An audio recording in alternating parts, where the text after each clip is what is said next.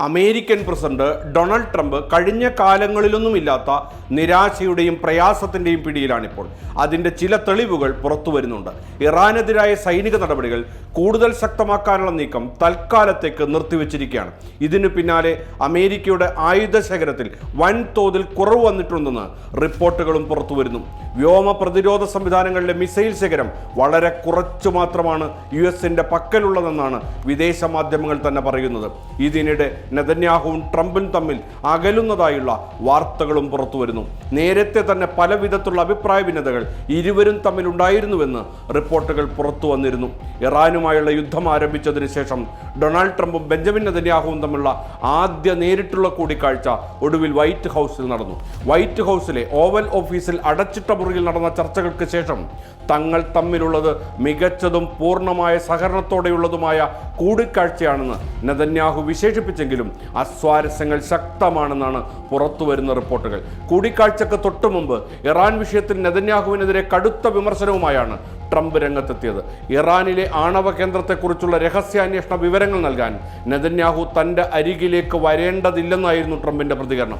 Israel പ്രധാനമന്ത്രി തന്നോട് ആ വിവരങ്ങൾ പങ്കുവെക്കാൻ ശ്രമിക്കുന്നത് അമേരിക്കയെ ഈ യുദ്ധത്തിൽ കൂടുതൽ കാലം ഒപ്പം നിർത്താൻ വേണ്ടി മാത്രമാണെന്നും അവിടെ എന്താണ് നടക്കുന്നതെന്ന് തനിക്ക് കൃത്യമായി അറിയാമെന്നുമായിരുന്നു ട്രംപിൻ്റെ തുറന്നു പറച്ചിൽ. വൈറ്റ് ഹൗസ് കൂടിക്കാഴ്ചക്ക് തൊട്ടു മുമ്പ് ഫോക്സ് ന്യൂസിന് നൽകിയ അഭിമുഖത്തിലാണ് ട്രംപ് തൻ്റെ പരസ്യമായ അതിർത്തിയും ഒളിഞ്ഞും തെളിഞ്ഞുമുള്ള വിമർശനങ്ങളും വ്യക്തമാക്കിയത്. താൻ അമേരിക്കൻ പ്രസിഡന്റായിരുന്നില്ലെങ്കിൽ ഇന്ന് ഇസ്രായേൽ എന്ന് പറയുന്ന രാജ്യം ലോകത്തുണ്ടാകുമായിരുന്നില്ലെന്നാണ് ട്രംപിൻ്റെ അവകാശവാദം. ഇറാന്റെ ഊർജ്ജ കേന്ദ്രങ്ങൾ ബോംബിട്ട് തകർക്കാൻ ഇസ്രായേൽ അതിയായി ആഗ്രഹിക്കുന്നുണ്ടെങ്കിലും അമേരിക്ക അതിന് അനുമതി നൽകുന്നില്ലെന്ന് ഇസ്രായേൽ പ്രതിരോധ മന്ത്രി ഇസ്രായേൽ കാറ്റ്സ് വെളിപ്പെടുത്തി. ഇറാന്റെ ഊർജ്ജ കേന്ദ്രങ്ങൾ ആക്രമിച്ചാൽ അത് ആഗോളതലത്തിൽ വലിയ എണ്ണവിലക്കയറ്റത്തിനും അയൽ രാജ്യങ്ങൾക്കെതിരെയുള്ള ഇറാന്റെ പ്രത്യാക്രമണങ്ങൾക്കും കാരണമാകുമെന്ന ഭയത്താലാണ് യുഎസ് ഇത് തടയുന്നതെന്ന് കാറ്റ്സ് പറയുന്നു. വൈറ്റ് ഹൗസിൽ ട്രംപ് നെതന്യാഹു കൂടിക്കാഴ്ച നടക്കുമ്പോൾ പുറത്ത് നെതന്യാഹുവിനെതിരെ പ്രതിഷേധങ്ങൾ അരങ്ങേറുന്നതിനും അമേരിക്ക സാക്ഷിയായി.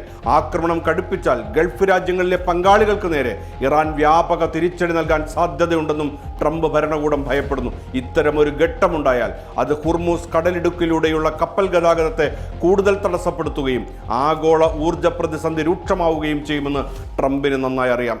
ലോകരാജ്യങ്ങൾക്കിടയിൽ അമേരിക്കയും ഇസ്രായേലും അനുദിനം ഒറ്റപ്പെടുകയാണ്.